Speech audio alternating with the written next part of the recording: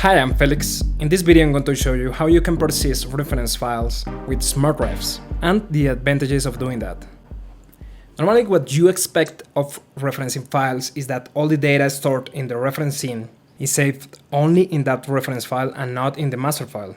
That's important for saving huge amounts of storage space, especially for bigger scenes. And that's the way that SmartRefs works by default.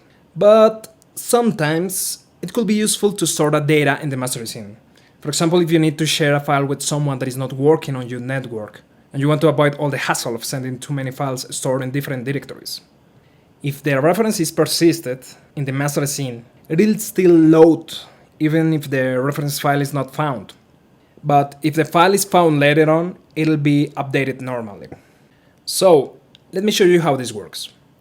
First, let's reference this bike in this master scene, and let's change, for example, the position.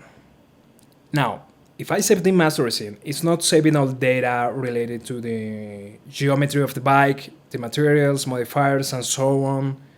It's only saving the modification that I made in the position of the main control of the bike. And as you can see here in the Windows Explorer, the reference file is bigger than the master file.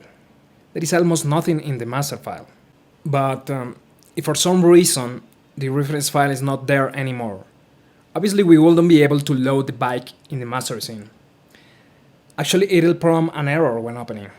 Now, let's bring back the bike scene and open the master scene again. In the SmartRefs dialog box, you can set this checkbox on and save again. As you can see here, the master scene size is bigger because now it's also storing all the data of the bike. This doesn't mean that the file is not referenced anymore. If the file is still found, it's updated normally. But if it's not, you can still work with the scene until the file is found later on.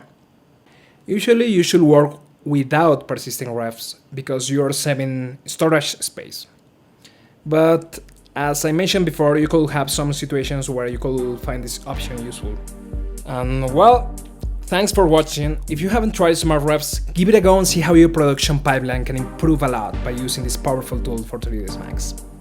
Watch the other videos in this channel or go to smartrefs.com to know more.